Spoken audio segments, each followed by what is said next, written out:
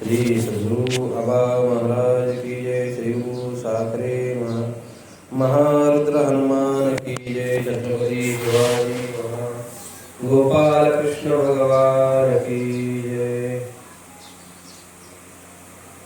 हरि ओम ब्रह्मानंदं परमसुखदं केवलं ज्ञानमूर्तिं द्वन्द्वातीतं गगनसदृशं तत्त्वमस्यादिलक्षणम् एकं नित्यं विमलमचलं सर्वादिसाक्षिभूतं भावातीतं त्रिगुणरहितं सद्गुरुं तं नमामि।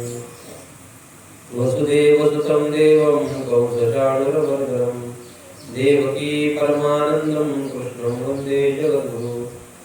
गुरुर्ब्रह्मा गुरुर्विष्णु गुरुदेवो महेश्वरः गुरुस्साक्षात् परब्रह्म तस्मै श्रीगुरवे नमः। विनायकं गुरुं नौमि साकरे नाम विष्णुदम् येषां चरणसान्निध्यात् जीवां त्वा भवन्ति। साकरे वंशविख्यातं ज्ञानदानपरायणं विनायकं गुरुं वन्दे भवबन्धविमुक्ते। श्री पांडुरंगचरणी रमया सगेले आमुचे आवा दावोनी बळश्रद्धेचा चमके जणू करतळी गावा। श्री द्वारकानाथं गुरुराजवर्यं मुमुक्षूणां ज्ञानदानेकदक्षं सौखग्रामे निवासवन्तं नमामि वेदान्तविदां वरिष्ठम्।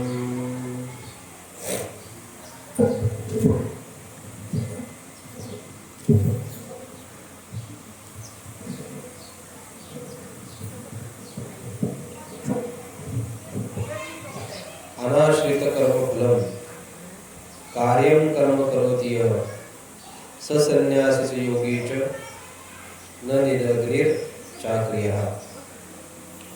ऐके योगी आणि संन्यासी जनी हे एकची सिनाने जणी मानी एरवी विचारी जती जवदोनी तव एकची ते।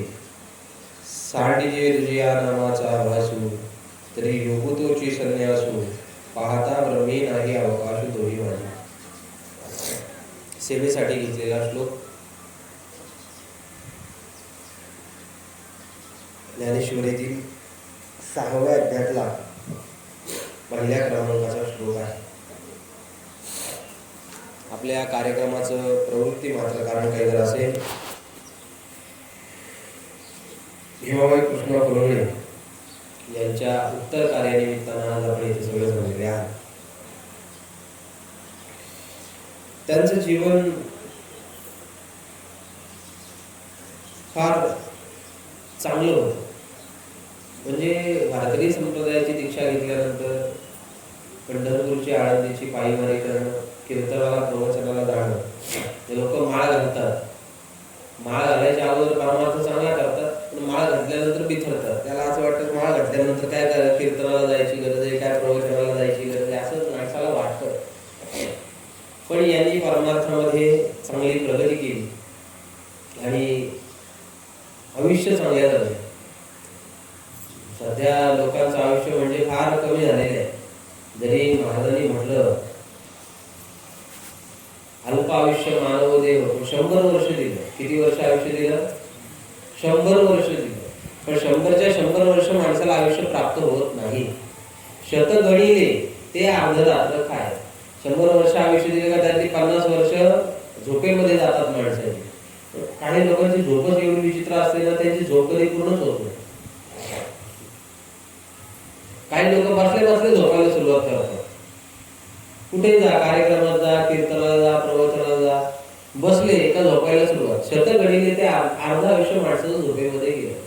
ते सुद्धा यांना आयुष्य भरपूर प्राप्त झालं। आता लोकांना आयुष्य प्राप्त होईल एवढं सांगता येत नाही।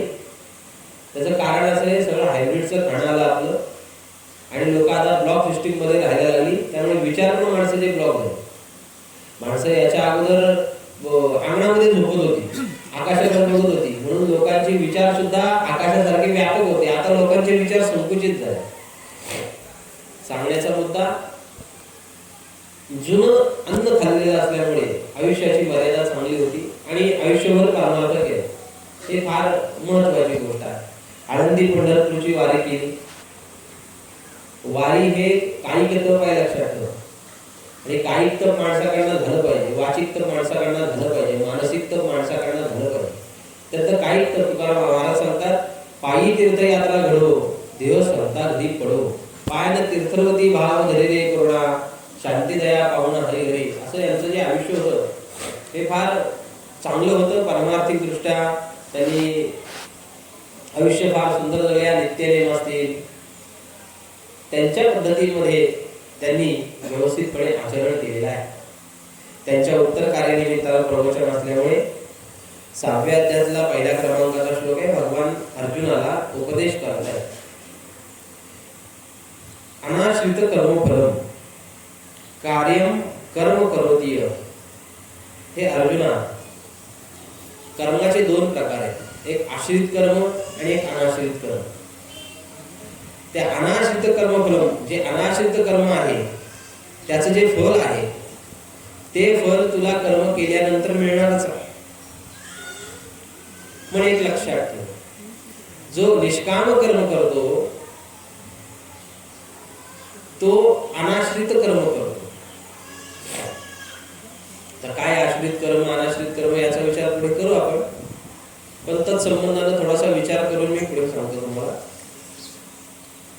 पण संन्यासी जो आहे, योगी जो आहे, तो योगी त्याने कुठलं जरी कर्म केलं तरी सुद्धा त्या कर्माचा बाध किंवा त्या कर्माचं पाप पुण्य किंवा त्या कर्माचं काही जे दोष असेल, गुण असतील, ते त्या संन्याशाला, त्या योगीला लागत नाही, असं भगवान परमात्मा अर्जुनाला सांगतात.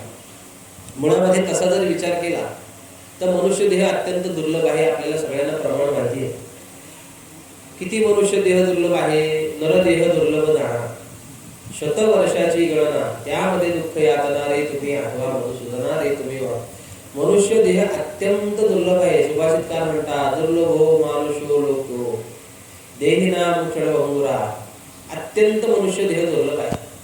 एवढा मनुष्य देह दुर्लभ आहे, पण मनुष्य देह जरी दुर्लभ असला तरी तो अचानक आपल्याला मिळालेला आहे. कोणी काही असं ठरवलं नाही का मी आता माणसाच्या जन्माला येईल म्हणून. 84 लक्ष योनी हिंडता दुःख पावलो.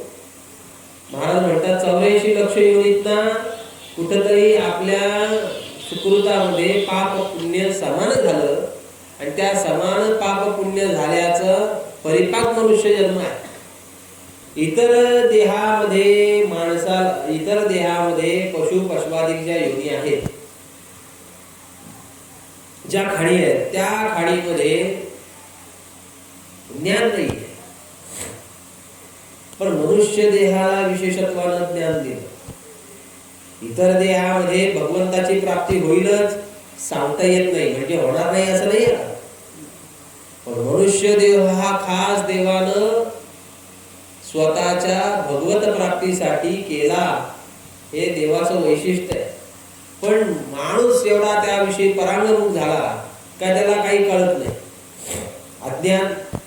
हे अज्ञान की एका जन्माचं आहे का? अनंत जन्माचं अज्ञान माणसाच्या मागे लागलेलं आहे, एक जन्माचं नाही. अनादि संसार माले याच्या ठाई, नित्य विषय सेविले ते पायी, ते ठसावले चित्ताच्या ठाई, वारंवार देव भोगिता. माऊली म्हणतात एक जन्माचा अज्ञानी, अनंत जन्म आम्ही विषयाचं सेवन केलं, अज्ञान भोगतोय, ते काय निघणं लवकर सोपं आहे का? म्हणून मनुष्य देह जो निर्माण केला देवानी, तो मनुष्य देह मत्प्राप्ती लागी, माझ्या प्राप्तीसाठी त्याचं जे आत्मस्वरूप आहे त्या स्वरूपाला प्राप्त होण्यासाठी मनुष्य देह देवानी निर्माण केला. निजात्म प्राप्ती लागुनी देवे केली मनुष्य योनी. भागवत एकनाथ महाराज सांगतात भागवतामध्ये, निजात्म प्राप्ती लागुनी, आपल्या आत्मस्वरूपाची प्राप्ती करण्यासाठी देवानं मनुष्य देह निर्माण केला. बरं, किती लोकांना आत्मप्राप्तीची इच्छा आहे? हा त्याच्या मागचा फार मोठा गहन विषय आहे. सामान्य माणसाला आत्मप्राप्तीची इच्छा होईल न होईल तो पुढचा प्रश्न आहे. पण परमार्थिकाला आत्मप्राप्तीची इच्छा न होणं हे फार मोठं दुर्भाग्य आहे, हे दुर्दैव आहे त्या परमार्थिकाचं. म्हणून मी म्हटलं सुरुवातीला, काल परमार्थाला माळ घालण्याच्या अगोदर तो सगळीकडे जातो, पण माळ घातल्यानंतर कुठंच जात नाही. हे दुर्भाग्य आहे त्याचं. कशासाठी भजन कीर्तनादी साधनं करायची त्याची कारणं माणसाला कळाली पाहिजे. आणि ही माणसाला कारणं कळत नाही म्हणून माणूस भगवंतापर्यंत पोचत नाही, त्याची अनुभूती येत नाही. त्याचं महत्वाचं कारण, त्याच्या प्राप्तीसाठी आपल्याला काही कष्ट सायास करावे लागतात. म्हणून आपल्या मराठीमध्ये एक म्हण आहे, दे रे हरी पलंगावरी. हरी पण काय मोकळा नाही आणि पलंग काय रिकामा नाही. काय बोलतो कळतं ना तुम्हाला?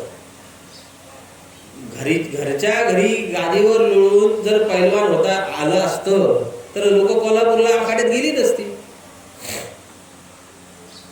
त्याच्यासाठी अंगात त्या मातीशी झुंजावं लागतं, त्यासाठी काजू बदाम पिस्ता खावे लागतात, ते जिरवण्याची ताकद येण्यासाठी व्यायाम करावा लागतो. सोपी गोष्ट नाही. तसं परमार्थाला लागल्यानंतर कीर्तन भजन काकडा हरिपाठ हे आखाडे, त्या आखाड्यात गेलं पाहिजे माणसानं. लोकांना हळदीला नाचायला सांगा, आमंत्रण नसलं तरी हळदीला जाऊन नसतील, पण कीर्तनाला जाहिराती द्या त्यांच्या घरी जाऊन, तरी लोक, म्हणजे आपली शोकांतिका हिंदूंची, कीर्तनाला मंदिर मांडव भरत नाही आणि हळदीला वरातीला मांडव पुरत नाही. ही फार शोकांतिका आहे. माणसानं परमार्थाला लागल्यानंतर साधना केली पाहिजे, साधनोन्मुख झालं पाहिजे. पण लोक साधनोन्मुख न होता साधनोन्मुख होतात. हे विन्मुख होणं हे दुराचाराचं लक्षण आहे, हे दुर्भाग्याचं लक्षण आहे, हे दुर्दैवाचं लक्षण आहे. म्हणून माणसानं साधनोन्मुख झालं पाहिजे आणि साधना केली पाहिजे. मुळामध्ये माणूस जर परमार्थिक साधना करेल तर तो भगवत प्राप्ती करून घेईल. एकदा भगवत प्राप्तीच्या साधनाला लागला, एक लक्षात ठेवा, भगवत प्राप्ती सामान्य नाहीये. लोकांना असं वाटतं मी रोज माळी जप करतो, मी रोज काकडा म्हणतो, मी रोज हरिपाठ म्हणतो म्हणजे मला देव येऊन भेटेल. हे 16 आणि 17 आणि चुकीचं आहे. त्याचं महत्वाचं कारण असं आहे, जोपर्यंत तुमची अंतःकरण शुद्धी होत नाही तोपर्यंत परमात्म्याचा साक्षात्कार होणे अशक्य आहे. आमचं अंतःकरण शुद्ध नाही. मग तुम्ही म्हणाल कशाला काकडा केला पाहिजे, कशाला हरिपाठ, कशाला जप केला पाहिजे? काकडा जप भगवंताच्या प्राप्तीसाठी नाही हो, भगवंताच्या प्राप्तीसाठी नसून ते अंतःकरण शुद्धीसाठी आहे. नामस्मरणानं ज्या वेळेला अंतःकरण शुद्ध होतं आणि शुद्ध अंतःकरण एकदा शुद्ध झालं का त्या अंतःकरणाला परमात्मा प्राप्तीचं जे वेद लागतात ते अंतःकरण शुद्धीनंतर लागतात. ज्याचा अंतःकरण शुद्ध नाही त्याचा काही फायदा नाही. महाराज म्हणतात, नाही निर्मळ जीवन काय करील साबण. याचं जीवनच चांगलं नाही, याचं चित्त शुद्ध नाहीये, तर वरून किती जरी साबण लावलं तरी ते चित्त शुद्ध होईल का? त्याला अंतःकरणापासून साधना केली पाहिजे. आणि मानवी जीवनाचं हे दुर्भाग्य आहे, माणूस अंतःकरणापासून साधना करत नाही, माणूस व्यभिचारी साधना करायला लागला.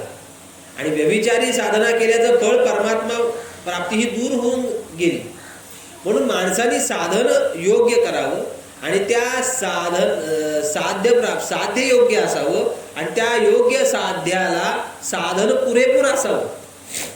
लोक तेवढ्या पुरता साधन करतात आणि मोकळं होतात.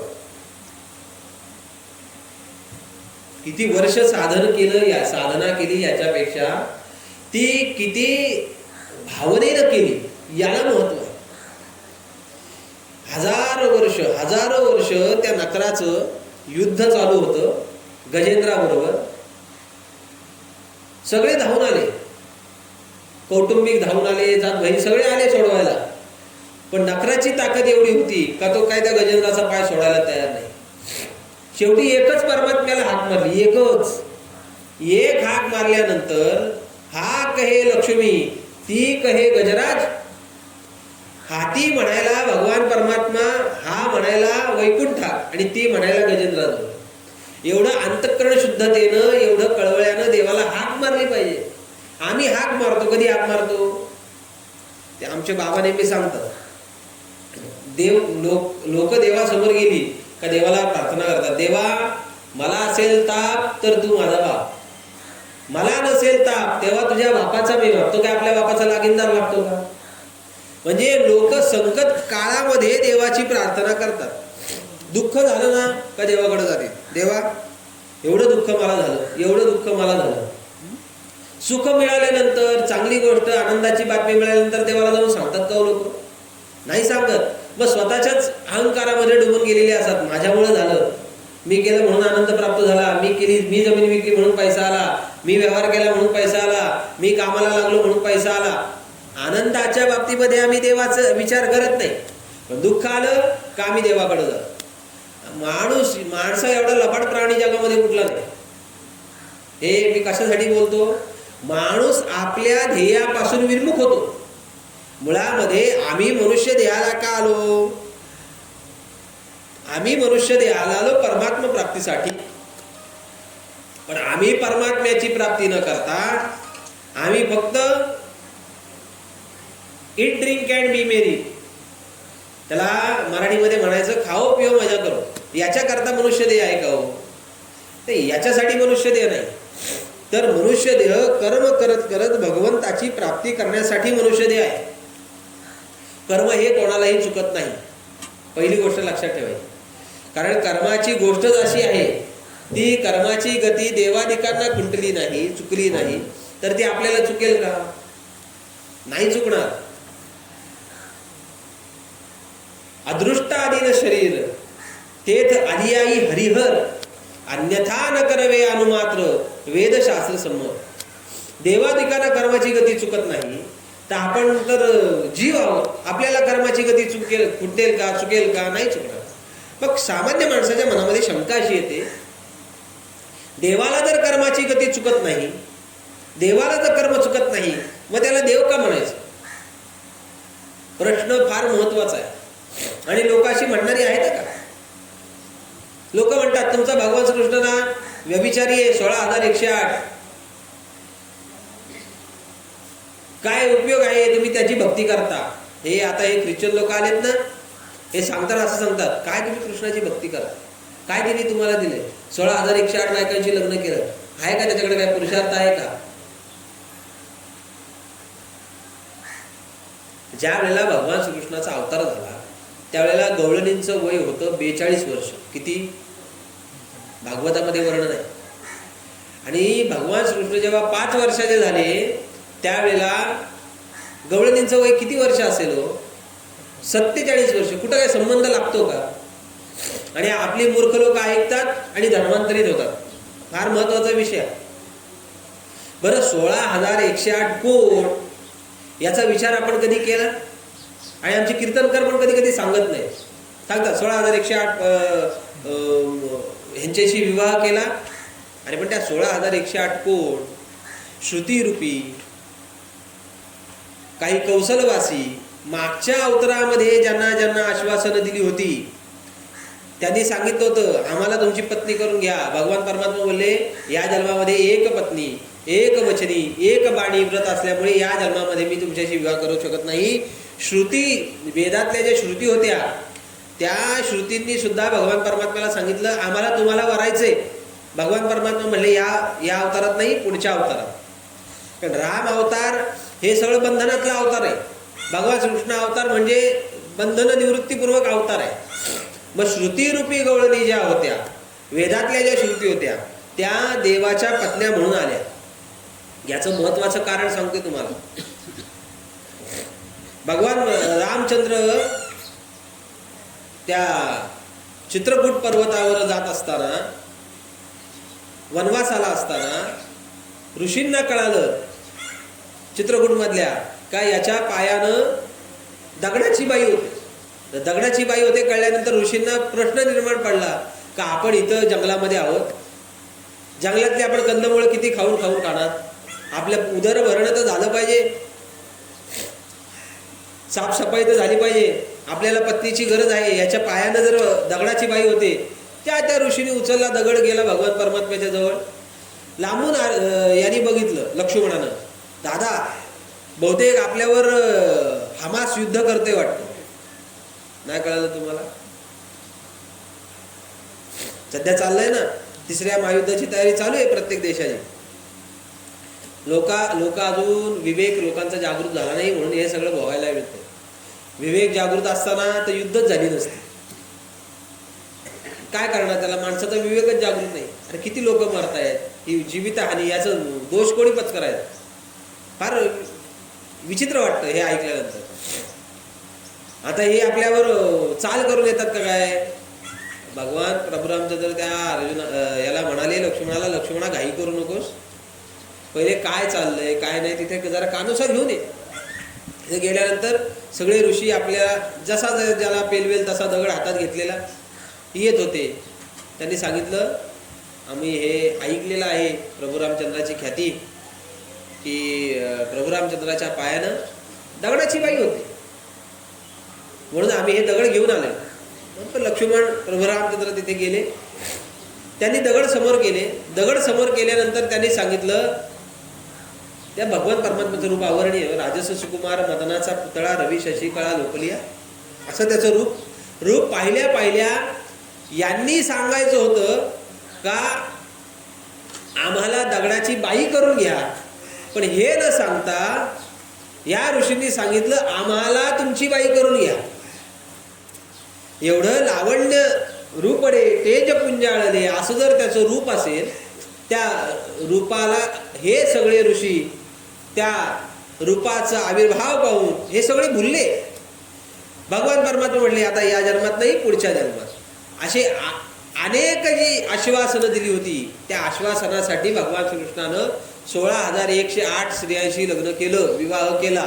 त्या स्त्रिया नव्हत्या अंगानं, स्त्रिया नव्हत्या, वृत्तीच्या स्त्रिया होत्या. आता लोकांना नाही कळत त्याला काय करायचं. लोक फक्त आपला धर्म कसा बाटवायचा याच्या मागे लागलेले आहेत. मला सांगण्याचा मूळ मुद्दा असा आहे की कर्म देवाला चुकत नाही, मग आपल्याला कसं चुकेल.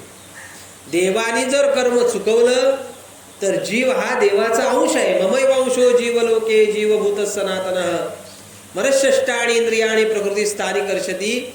जर देवानं कर्म चुकवलं तर जीव म्हणेल मी देवाचाच अंश आहे, मी जर देवस्वरूप आहे तर मी पण कर्म चुकवू शकतो. आणि जर जीवाने कर्म भोगायचं कोणी, कर्माचा विपाक भोगायचा कोणी.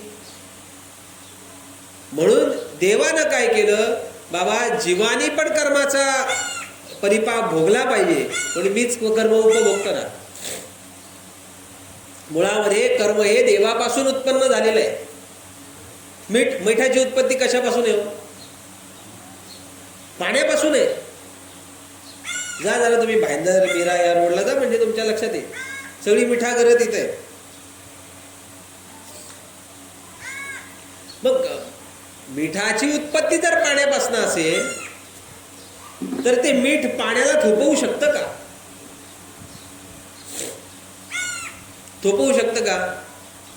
प्रसंग असा घडला, पूर परिस्थिती, पाऊस भरपूर पडला, पूर निर्माण झाला.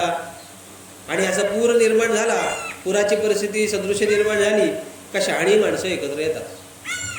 गावातली लोक जमा झाली, व्यापारी जमा झाले सगळे. त्यांनी विचार केला. एक म्हटला अरे आता पूर येतोय, काय करायचं, आपलं गाव तर वाचलं पाहिजे, गाव आपलं खाली आहे आणि पूर आला तर आपलं सगळं गाव बुडेल, आपण काय करायचं. एक म्हटला आपण दगडाचा बांध घालू. अरे दगडाचा बांध, तुझ्या डोक्यात ही कल्पना कशी आली. तो म्हणतो कशी आली म्हणजे त्या प्रभू रामचंद्राच्या अवतारामध्ये त्या वानरांनी नव्हता दगडाचा बांध घातला, तसा आपण बांध घालू. दुसरा म्हणाला तू जाम छान आहेस. अरे एक दगड उचलायला कमीत कमी 4 माणसं लागतात की नाही. पुढं 2 मागं 2. दगड अत्यंत जड असावा तर मध्ये 2. नाही कळलं तुम्हाला, 4 माणसं लागतात.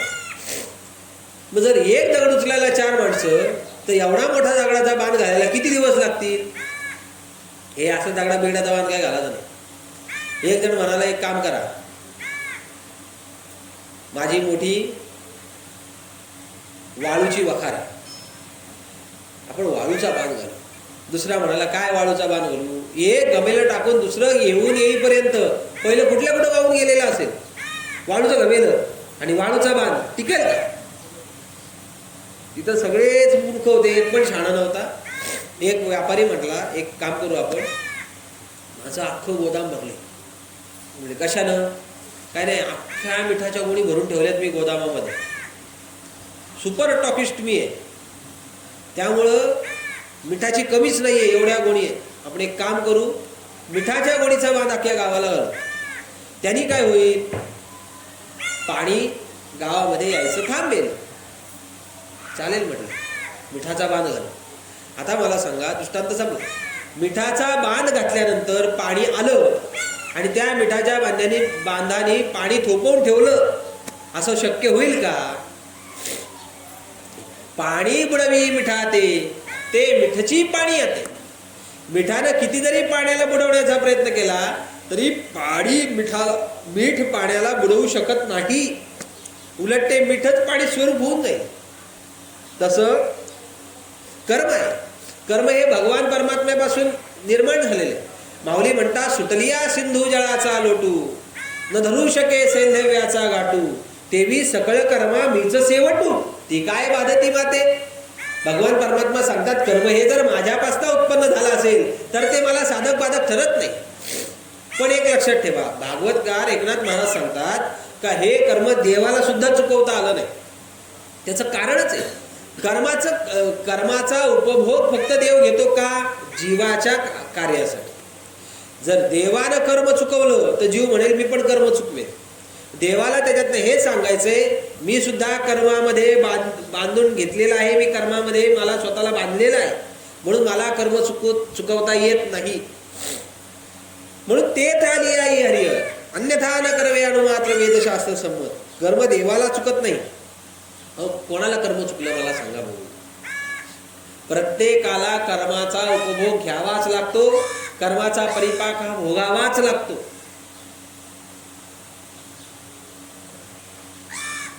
फार मोठे संत होऊन गेले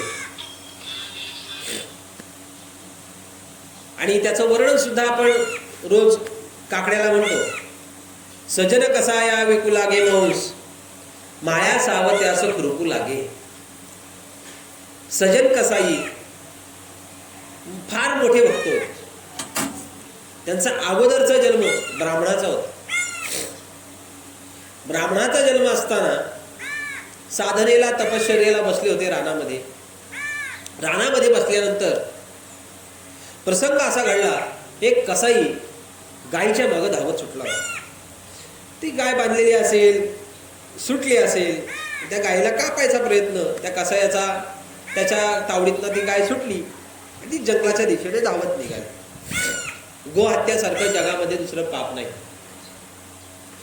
मी तर त्याच्यापेक्षा पुढे जाऊन म्हणेल, पशु हत्येसारखं जगात दुसरं पाप नाही. कारण ज्या ठिकाणी पशूंची हत्या जास्त होते त्या ठिकाणी पाऊस कमी पडतो, दुष्काळ परिस्थिती निर्माण होते, भूकंपादी ज्या अतिवृष्टी, अनावृष्टी, भूकंप हे सारख्या गोष्टी तिथं घडतच असतात. त्याला अधिभौतिक दुःख म्हणतात. ते त्या ठिकाणी घडतं. आता गायीची हत्या हा करणार, गाय जीव वाचून पळते पळते पळते, शेवटी गायीने याची नजर चुकवली आणि आतमध्ये झाडीमध्ये झुडपामध्ये जाऊन लपली. नेमकं हे साधनेला बसलेले असताना यांनी पाहिलं. कसाई आला. कसाईने विचारलं, हे महाराज, इकडून गाय गेलेली आहे, ही गाय तुम्ही जाताना पाहिली का? कसाईला म्हटले, थांब जरा. झुडपामध्ये गेले, त्या गायीचे कान धरले. गायीची ताकद कानात असते. कान धरले. कान धरल्यानंतर ती गाय कसाईने घेतली. कसाई घेऊन गेला. कसाईने कापली, मांस विकलं, तो पुढचा भाग झाला. कालांतराने यांचं देहावसान झालं. त्यांना पुढचा जन्म सजन कसायाचा मिळाला. हे भक्तविजय नावाच्या ग्रंथात दृष्टांत आलेला आहे का? कथा आलेली आहे. दुसरा जन्म कसाई घराण्यामध्ये आणि भगवत भक्त झाले. वारकरी संप्रदायाचे पाईक झाले. भगवंताची भक्तीत रममाण होणारे, राहणारे, भक्ती करणारे. पूर्वीच्या काळामध्ये अशी पद्धत होती का एखादा महात्मा महाराज जर आला तर त्याचं वास्तव्य महिना 2 महिने एका गावामध्ये असायचं. मग प्रत्येकाच्या घरी रोज जेवण असायचं. त्याच्या घरी राहायची व्यवस्था असायची. झाला विषय असा, एकाच्या घरी त्यांची व्यवस्था पार पडली. राहण्याची, झोपण्याची व्यवस्था सुद्धा त्यांची तिथं गेली. आणि घरामध्ये असणारी जी स्त्री होती त्या स्त्रीने सांगितलं की तुमच्यासारखा देखणा पुरुष मी आजही पाहिला नाही. माझा नवरा आहे, पण माझं नवऱ्यावर तितकं प्रेम नाही, माझं तुमच्यावर प्रेम जडलेलं आहे. हे एकतर्फी प्रेम होतं. ते म्हटले, बाई मी एक पाईक आहे, एक साधक आहे, तू माझ्याकडे ही अपेक्षा करू नकोस. मागच्या जन्मामध्ये जी गाय होती ती या जन्मामध्ये त्या घरातल्या माणसाची पत्नी झाली होती, आणि जो पती होता तो मागच्या जन्मात कसाही तिचा नवरा झाला होता. हे म्हटले, मला हे जमणार नाही. पराव्या नारी रुक्माई समान, हे मी करू शकत नाही, हे पाप आहे, हा व्यभिचार आहे. ती म्हटली, कसला व्यभिचार? एकच गोष्ट आहे ना, याच्यामध्ये माझा पती आड येतोय ना. घेतला पाटा, त्या पतीच्या डोक्यामध्ये घातला, पतीला मारून टाक. मागच्या जन्मामध्ये जे घडलं होतं, गाय ज्या कसायाने कापली होती त्या हत्येचा बदला या जन्मामध्ये ती गाय बाई झाली. तिने मागच्या जन्मातला बदला त्याला मारून झाला. पण सजन कसायांना तिने सांगितलं, आता नवरा म्हणजे काटा निघून गेलाय, आता तरी तुम्ही विचार करा. ते म्हटले, मला जमणार नाही, मी घर सोडून चाललो तुझं. शेवटी तिने आरडाओरडा केला का यांनी माझ्या अब्रूवर हात टाकण्याचा प्रयत्न केला. गावकरी आले, गावकऱ्यांनी शिक्षा दिली. सांगितलं, ज्या हातांनी यांनी अब्रू लुटण्याचा प्रयत्न केलाय हात कापून टाका, हात कापून टाका. हात कापून टाकल्यानंतर खिन्न अंतःकरणानं सजन कसाई देवाचं नामचिंतन करू लागले. देवा, काय मी पाप केलं होतं? एवढी तुझी आयुष्यभर भक्ती करतोय आणि त्या भक्तीचं मला हे फळ मिळावं, माझे हात कापले जावेत आणि माझ्यावर असा आरोप घेतला जावा, हे योग्य नाही. देवाची करुणा भागू लागली. शेवटी भगवान परमात्मा प्रसन्न झाले. भगवान परमात्म्याने सांगितलं, हे सजन कसाया, एक लक्षात ठेव, तुझं या जन्मातलं पाप नाहीये. मागच्या जन्मामध्ये तू चांगला साधू होता, ऋषी होतास. त्या जन्मामध्ये एक कसाई मागं लागला होता गायीच्या, आणि त्या गायीला पकडून देण्याचं काम तू केलंस. त्याचा परिणाम असा आहे, त्या दोघांनी तिने त्याचा बदला घेतला, पण तू तिला ज्या हातांनी पकडलेलं, ते हाताने पाप केलं होतं ना, त्या हाताने केलेलं पाप तुला भोगायला आलं, म्हणून तुझे हात तोडले. माझा दृष्टांत समजा, एखाद्या महात्म्याला सुद्धा त्याचं कर्म भोगावं लागतं. कर्माची गतीच अशी आहे. कर्म माणूस विन्मुख होऊ शकत नाही. कर्म माणसाला अपरिहार्य आहे. माणूस झोपेपासूनही झोपेत आणि पुन्हा झोपेपर्यंत माणूस कर्मच करतोय. कर्म करत नाही असा माणूस नाही. माणसाने किती जरी सांगितलं का मी कर्म करणार नाही, तर बोलतो हे सुद्धा कर्मच आहे. ते कर्म सुद्धा त्याच्याकडनं घडतंय ना. पण ते कर्म करत असताना त्या कर्माची हातोटी लक्षात आली पाहिजे. आणि जर ती कर्माची हातोटी माणसाच्या जर लक्षात आली नाही, तर त्या कर्माचा साधक बाधकपणा हा त्या साधकाला प्राप्त होऊ शकतो. कर्म करत असताना हे कर्म मागच्या कुठल्या तरी माझ्या प्रारब्धातनं आलेलं आहे, त्यामुळे मला हे उपभोगायला मिळते. हे माणसाने गाठ पदराला बांधून ठेवायचे आपल्या, का मागच्या कुठंतरी माझं चुकीचं कर्म घडलंय माझ्याकडनं, म्हणून मला दुःख भोगायला येते. माणूस दुःख भोगायला आलं ना, तर माणसं म्हणतात, बघा काय परमार्थ करून उपयोग आहे का, काय माळ घालून उपयोग आहे का, माझ्या जीवनात दुःख आलं. अरे तुझ्या जीवनात काही दुःख आलं नाही. तुकाराम महाराजांचं जीवन बघ, ज्ञानेश्वर महाराजांचं जीवन बघ, एकनाथ महाराजांचं जीवन बघ, किती दुःख आहे त्यांच्या जीवनामध्ये. संतत्वाला प्राप्त होऊन सुद्धा त्यांच्या जीवनामध्ये दुःख येत असतील, आणि आम्ही माळ घालून 2-4 वर्षाने झाली तर आम्ही म्हणतो आमच्या जीवनात दुःखच आलं नाही पाहिजे. ही सोपी गोष्ट नाही. आणि मानवी जीवनामध्ये जर दुःख आलं नाही, नुसतं सुख आलं, तर ते मानवी जीवन राहणार नाही. कळतंय ना तुम्हाला? गाडीचा टायर बघितला का तुम्ही? गाडीचा टायर, टायरची जी बनवण्याची टेक्निक असते ना, ती एक सारखा टायर बनलेला नसतो. एका बाजूला टायर छोटा असतो थोडासा, एक MM च्या हिशोबामध्ये तो असतो, आणि एक बाजूला थोडा मोठा असतो. नाही लक्षात आलं तुम्हाला तर टायरची ट्यूब काढायची, त्यात हवा भरायची, आणि बघा टायरची ट्यूब जी असते ना ती एका साईडला थोडी छोटी असते आणि एका साईडला मोठी असते. जर ती टायरची ट्यूब अशी असेल तरच ती गाडी व्यवस्थित चालते. जर सरळ ट्यूब असेल गोल तर गाडी चालत नाही. मी कशासाठी सांगतोय? मानवी जीवनामध्ये जर सुखदुःख, जर केवळ सुख चाललं, केवळ दुःख आलं तर त्याचा काही फायदा राहणार नाही. मानवी जीवनामध्ये सुख आणि दुःख हे दोन्ही पाहिजे. मात्र हे सुखदुःख येताना मागच्या जन्मामध्ये कुठेतरी माझं प्रारब्ध कर्म चांगलं असावं, मी कुठेतरी चांगलं कर्म केलं म्हणून मी सुख उपभोगते, मागच्या जन्मामध्ये मी काहीतरी वाईट कर्म केलं असेल म्हणून मी दुःख उपभोगते, एवढा विचार माणसानं केला पाहिजे. पण दुःख आलं का माणूस ठाव करतो, मला दुःख झालं, मला त्रास होतोय, अमकं होतोय, माणूस त्रास करून घेतो. मग तो त्रास करून न घेता साक्षी भाव अंतःकरणामध्ये ठेवला पाहिजे. साक्षी भाव म्हणजे काय? साक्षी भाव म्हणजे आपण चित्रपट पाहतो का, टीव्ही पाहतो, टीव्ही, त्या टीव्हीवर सगळं आपण पाहतो, पण ते सगळं पाहत असताना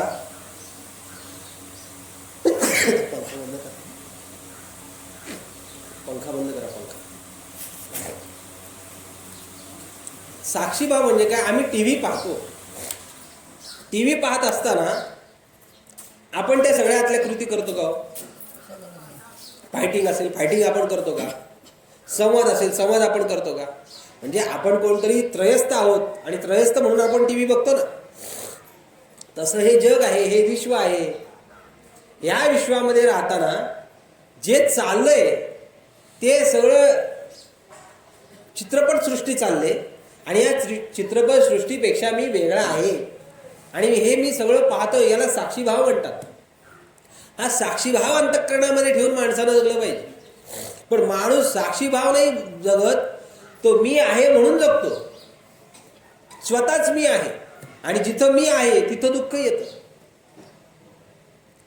मी म्हटल्यानंतर माझं हे दुःख आहे. अहम मम, अहम मम. अहम म्हणजे मी, मम म्हणजे माझे. अहमाध्यासानं रखडतो आणि ममाध्यासानं टोचून काढला जातो. अहममतेच्या लवड सवडी, मातेनं पवतीच बापुडी. म्हणून जन्म मरणाची दुथडी, दौडलं ते ठेली मावळी म्हणतात का अहममच्या मागे लागायचं नाही, उलट साक्षी भावाच्या मागे लागायचं. म्हणून कर्म करत असताना साक्षी भाव अंतःकरणामध्ये ठेवला पाहिजे.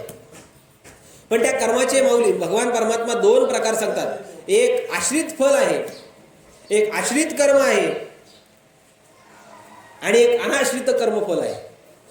आश्रित कर्मानं मिळालेलं फळ वेगळं आणि अनाश्रित कर्मानं मिळालेलं फळ वेगळं. आश्रित कर्मानं कुठलं फळ मिळतं आणि अनाश्रित कर्मानं कुठलं फळ मिळतं. आश्रित कर्म जे आहे, कोणाच्या तरी आश्रयानं आम्ही कर्म करतो. उदाहरणार्थ, आश्रित कर्मानं मिळालेलं फळ आहे हे सकाम आहे, आणि अनाश्रित कर्मानं मिळालेलं जे फळ आहे ते निष्काम आहे. आता तुम्ही म्हणाल हे काय सांगायला लागले? सोपं करून सांगतो. सत्यनारायणची पूजा करायला बसलो. सत्यनारायणाची जी पूजा आहे ते कर्म आहे, हे सकाम आहे का निष्काम आहे? बोला. काय सगळे काय ब्रह्मचारी बसले का माझ्याजवळ? पूजा केली ना सत्यनारायणची, लग्न झालेत ना सगळ्यांची? हो बोला. सत्यनारायणाची पूजा करणं हे सकाम कर्मातलं फळ आहे. अहो ब्राह्मण म्हणतो की नाही, घ्या हातामध्ये पाणी, म्हणा मी म्हणतो तसं, म्हणजे तुम्ही नका म्हणू, असा ब्राह्मण म्हणतो. म्हणा ओम विष्णुर विष्णुर विष्णुर आद्य ब्राह्मणेनी द्विपराधे श्री श्वेतवराह कल्पे वैवस्वत मन्वंतरे अष्टाविंशतितमे कलियुगे कलिप्रथमचरणे बौद्धावतारे भूर्लोके जम्बूद्वीपे दंडकारण्ये देशे गोदावर्यां अमुकायने अमुक संवत्सरे अमुक दिवस नक्षत्रे, मग रवी चंद्र सूर्य हे कुठल्या राशीमध्ये आहेत, आणि मग म्हणतो आता मी म्हणतो तसं मागं म्हणा. मग तो म्हणतो अस्माकं सकल कुटुंबानां सपरिवाराणां द्विपद चतुष्पद स्थावराणां क्षेम स्थैर्य आयु आरोग्य अभिवृद्ध्यर्थम अलक्ष्मी लक्ष्मी प्राप्त्यस्य असं सगळं म्हणतो की नाही. हे म्हणताना पूजा करतोय कोणाची? सत्यनारायणाची करतोय ना, सत्यनारायणाची पूजा. मला सांगा, पूजेचं साहित्य आणायला गेल्यानंतर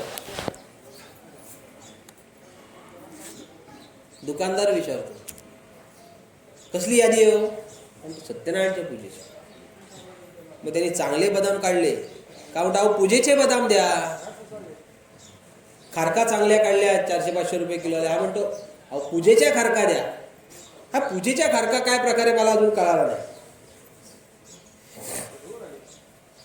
ज्या खारका कोणी खाणार नाही अशा खारका सत्यनारायणच्या पूजेला. जो बदाम फोडून तोंडात घातल्यानंतर माणसाला साखर मुठभर खाल्ली तरी त्याची कडूपणा जाणार नाही, तो बदाम सत्यनारायणच्या पूजेला. हळकुंडाचा तर काही विचारूच नका. टोच लागलेली हळकुंड, सुपाऱ्या भोग पडलेल्या सुपाऱ्या सगळ्या. अशा किती पूजा केल्या म्हणजे त्या सफल होतील मला सांग. किती पूजा केल्या म्हणजे सफल. ते कर्म करत असताना हे सकाम कर्म आहे. ब्राह्मण म्हणतो तुमच्या मनात काही इच्छा आहे ना ती मागून घ्या म्हणतो ब्राह्मण. हे आश्रित कर्म आहे. शास्त्रानं वेदानं आपल्याला दोन्ही कर्म सांगितली. आश्रित कर्माचं फल पण सांगितलं आणि अनाश्रित कर्माचं फल पण सांगितलं. आश्रित कर्माचं फल हे सकाम आहे. 100 यज्ञ करायचे आणि 100 यज्ञ पूर्ण झाले का स्वर्गाचा अधिपती इंद्र व्हायचे. का शतएक जन्मा जो जन्मोनी ब्रह्मकर्मा करीतोची ब्रह्मा अनुनये. 100 जन्म ब्राह्मणाचे घ्यायचे. यजन याजन अध्ययन अध्यापन दान परिग्रह ही षटकर्म करायची. 100 जन्म घेऊन ही षटकर्म करायची ब्राह्मणाचा जन्म घेऊन. आणि मग 100 जन्म ब्राह्मणाचे घेऊन षटकर्म केल्यानंतर पुढचा जन्म त्याला ब्रह्मदेवाचा मिळतो. सोपं आहे की नाही. अहो एक जन्म मिळायची मुश्किल माणसाचा. 100 जन्म ब्राह्मणाचे कधी घेणार. आणि षटकर्म अहो ब्राह्मणच बिथरले. आता ब्राह्मणच अंडी खायला लागले, ब्राह्मणच मांसाहार करायला लागले.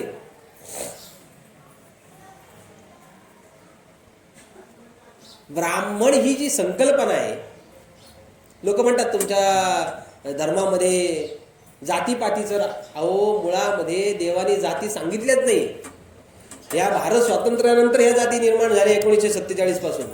त्याच्या अगोदर ही वर्णव्यवस्था होती. चातुर्वर्ण्यमया सृष्ट गुणकर्म विभागशः. कर्माच्या साठी माणसाला देवानं चातुर्वर्ण व्यवस्था निर्माण करून दिली होती. ब्राह्मण क्षत्रिय वैश्य शूद्र, जो अधिकार ब्राह्मणाचा आहे तोच अधिकार शूद्राचा आहे. ब्राह्मणानं शूद्राला कमी लेखायचं नाही. ब्राह्मणानं 2 तास कर्म केलं आणि त्या 2 तास कर्माला जर शूद्रानं पाया पडली ना, ब्राह्मणाला जेवढं पुण्य तेवढंच शूद्राला आहे, तेवढंच वाणिज्याला आहे, तेवढंच क्षत्रियाला. 1947 पासून आपल्या जर डोक्यामध्ये जो भूत घुसवलंय जातीचं राजकारण, हे फार मोठं भूत आहे. किती मोठं चाललंय बघा आता त्याच्यावर. माणसाला मुळामध्ये हे कळालं पाहिजे मी परमात्म्याचा अंश आहे आणि माझ्या वाट्याला आलेलं कर्म हे मला केलंच पाहिजे. एखादा जर शूद्र असेल पण त्याचं कर्म जर ब्राह्मणाचं असेल तर तो शूद्र नाहीये, तो ब्राह्मण आहे. पण ब्राह्मण कुळात जन्माला आलाय आणि वागतो शूद्रासारखा, कर्मानं शूद्रासारखा वागत असेल तर तो शूद्र आहे, ब्राह्मण नाही. ही रचना आहे आपली. मनुस्मृती ही उगाच निर्माण झाली नाही. मनुऋषी काही वेडे नव्हते मनुस्मृती निर्माण करायला. ती वाचा म्हणजे लक्षात येईल. चातुर्वर्ण व्यवस्था काय आहे?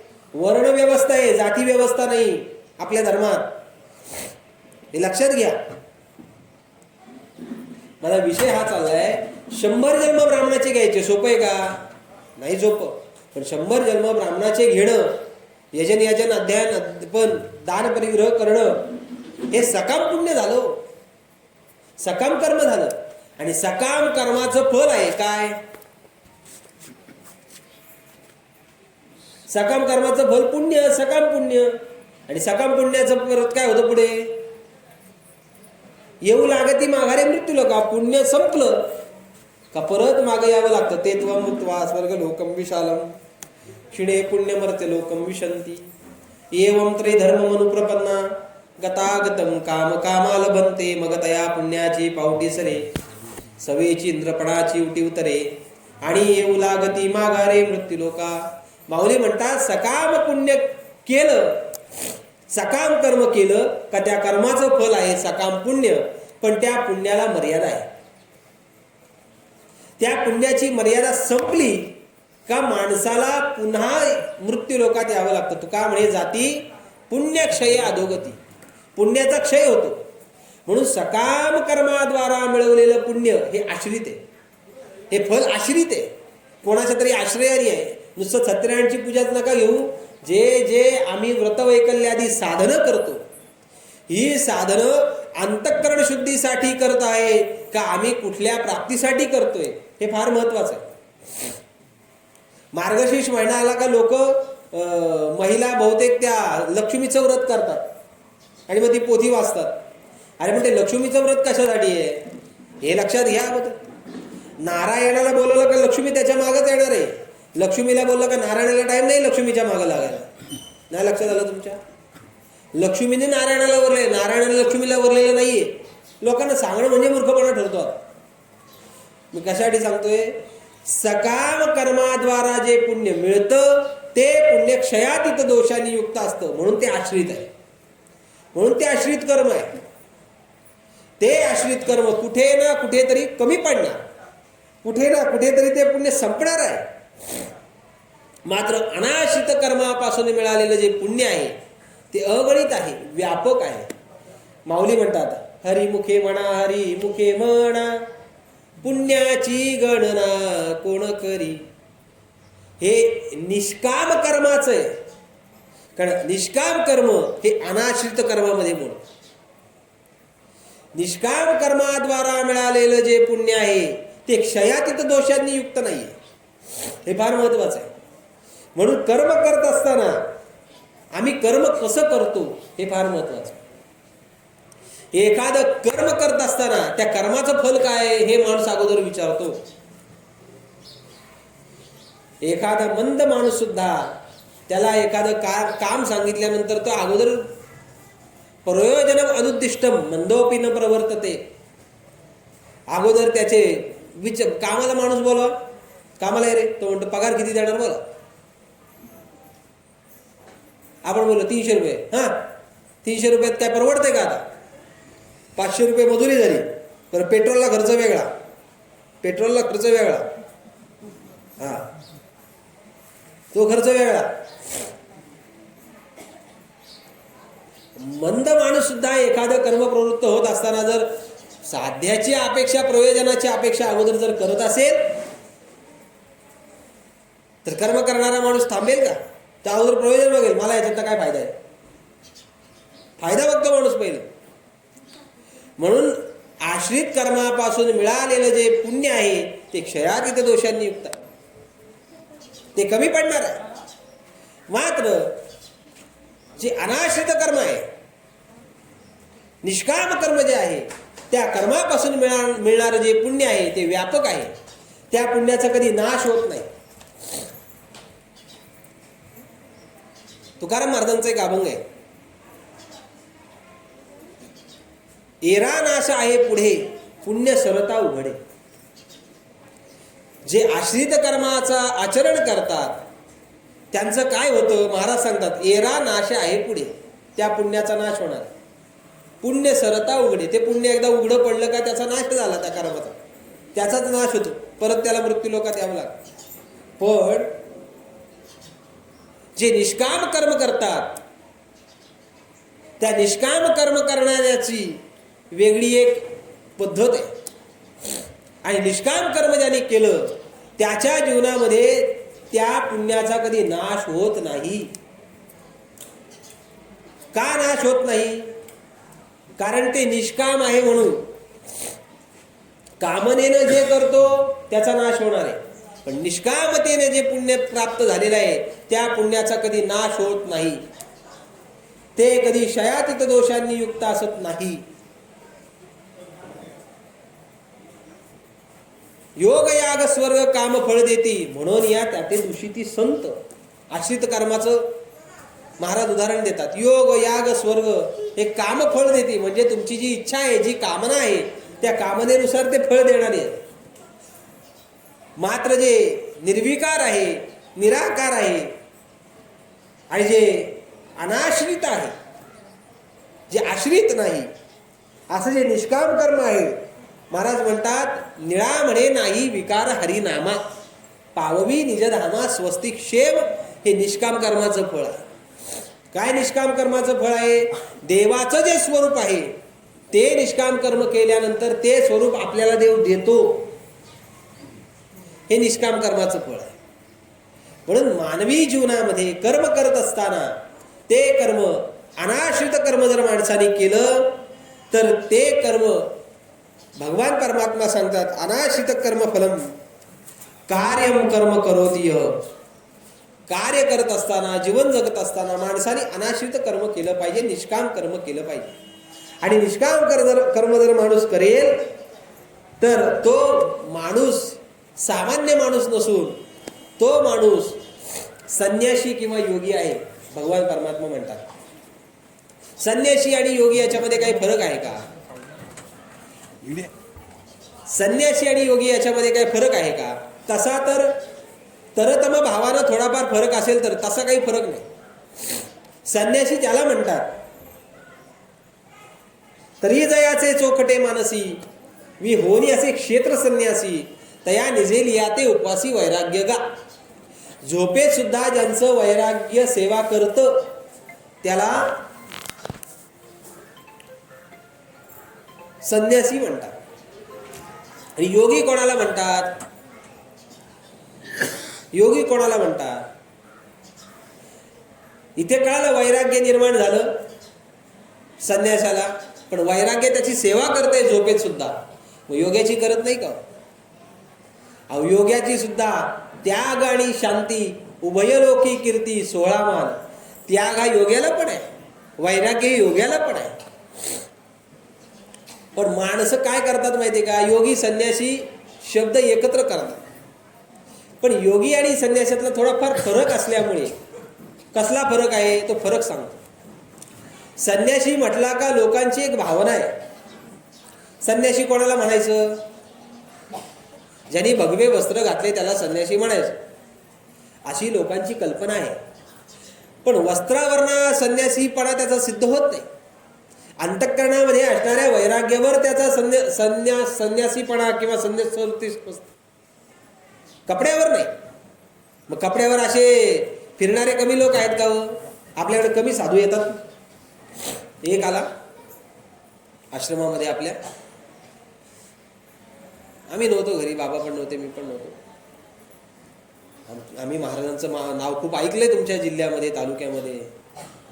काय असेल तर दान धर्म करा. आई म्हटली हे आश्रमच आहे, इथं लोक येऊन दान धर्म करतात. तो माणूस तिथून निघाला आणि हे ठोंबरेवाडी गाव आहे ना, तिथे एक आबांचे शिष्य होते, वारले ते आता. त्यांच्याकडे गेला. आम्ही महाराजांकडनं आलोय, महाराजांनी आम्हाला अमुक अमुक सांगितलंय, तर तुम्हाला काही देता येईल का? तो म्हटलं जा घेऊन. दिली ना 50 किलो गव्हाची गोड. हे कपड्याचे संन्यासी फसवे असतात, लोकांना नाही कळत. अजून सोपं सांगू का तुम्हाला? सुभद्रेचं हरण अर्जुनानं कधी केलं? तू संन्यासी होऊनी जनी चोरूनी नेली माझी भगिनी. अंतःकरण किती त्याचं व्यापक बनलेलं आहे हे फार महत्वाचं आहे. सन्यासीचे योगीच न निरर अग्निर चाक्रिया. त्याच्या अंतःकरणामध्ये वैराग्याचे अग्नीची ज्योत प्रज्वलित असते, वैराग्य निर्माण झालेलं असतं. असं जीवन माणसानं जगलं पाहिजे. म्हणून माऊली त्याच्यावर विवेचन करताना असं सांगतायत, ऐके योगी आणि संन्यासी जनी हे एकची चिनाने आणि. लोकांना असं वाटतं योगी वेगळा संन्यासी वेगळा, पण माऊली आणि भगवान परमात्मा म्हणतात अरे योगी आणि संन्यासी हे वेगळे नाही आहेत. हे देहाने जरी वेगळे असले तरी अंतःकरणाने एक आहेत. हे एकची सिनाने झणी मानी एरवी विचारी जती जब दोन्ही तव एकची ते. जरी व्यवहारामध्ये ते वेगळे दिसत असले, संन्यासी दिसतो भगवे वस्त्र घातलेला आणि योगी योग साधना करणारा दिसतो, हे दोघांमधली दिसण्यामधली तफावत आहे.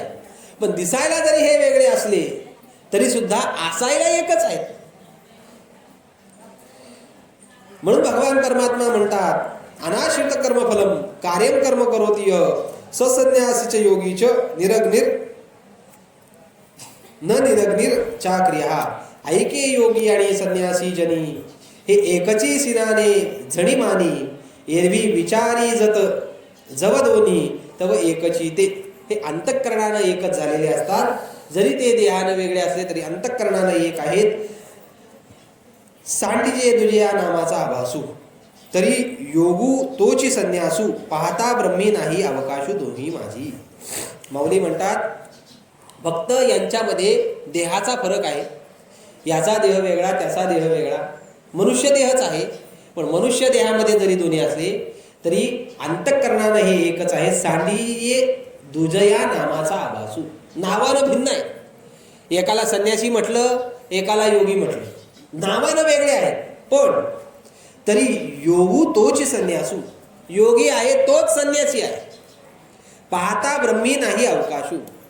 दोघांमधला आत्मा काही वेगळा आहे का? संन्यासाचा आत्मा वेगळा, योगाचा आत्मा वेगळा, असं होत नाही. दोघांचे आत्मे एकच आहेत. बरं, पुरुषामध्ये आत्मा आणि स्त्रीमध्ये काय आत्मे असते का? पुरुषामध्ये पण आत्मा ना स्त्रीमध्ये पण आत्माच आहे. आत्मा जसा व्यापक आहे तसे हे अंतःकरणानं व्यापक झालेले आहे. दोही माझी, ब्रह्म दोघांमध्ये सारखं आहे, आत्मा दोघांमध्ये सारखा आहे. म्हणून भगवान परमात्मा अर्जुनाला सांगतात निष्काम कर्म केल्याचं फळ जे आहे त्याला वैराग्य निर्माण होतं. आणि ते वैराग्य हे त्या संन्यासाकडे योगीकडे जे आहे ते दोन्ही दिसायला वेगळे असले तरी असायला सारखे. भगवान परमात्मा म्हणतात अनाश्रित कर्मफलम कार्यम कर्म करोति ससन्यासीच योगीच न ऋणग्निर न चाक्रिया. ऐके योगी आणि संन्यासी जनी हे एकची सिनाने झणी मानी एरवी विचार जती जव दोन्ही तव एकची ते. सांडिये दुजया नामाचा आभासू तरी योगुतोची संन्यासू पाहता ब्रह्मी नाही अवकाशू दोही माझी. झालेली वाक्पुष्परूपी सेवा ज्यांच्या उत्तर कार्यानिमित्तानं ही सेवा होती त्यांच्या चरणविंदावर समर्पित करून आपण सर्व मातृपितृतुल्य श्रोत्यांच्या चरणविंदावर समर्पित करून शिवगुरु महाराज सौभाग्यवती मातोश्री यांच्या चरणविंदावर समर्पित करून या वाक्पुष्पालाही मी इथे विराम देतो. या सेवेमध्ये जेवढं काही योग्य सांगितलं ते माझ्या श्री गुरु परंपरेचं आहे.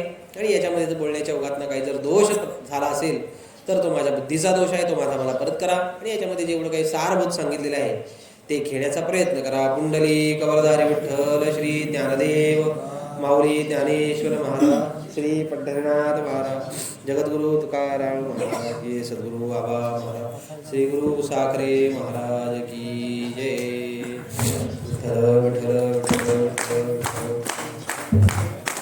पुंडली कवरधारी विठ्ठल श्री ज्ञानदेव. आता विश्वात्मके देवे येणे वाक्यज्ञे तोषावे तोषोनी मद्यावे प्रसायराहे. जे कांची व्यक्ती सांडो त्या सत्कर्मी नदी वाढो. तुता परस्परे म्हणो मैत्र जीवाचे वेदांचे तिमिर जावो. विश्वस्वधर्म सूर्ये पाहो. जो जे वांछित तो ते लावो प्राणिजात. सकल मंगळी ईश्वर निष्ठांची मांडी आहे. अनवरत भूमंडळी विडूतया होता. कर्तृचे आरव चेतना चिंतामणीचे गाव. बोलते जे अर्णव पियुषाचे चंद्रमे जे अलांछन. मार्तंड जे तापैन ते सर्वाई सदा सज्जन. स्वये बोलू किंबहुना सर्वसुखी पूर्ण होती तिनी लोकी. वैजो आदिपुरकी अखंडी आडी करतो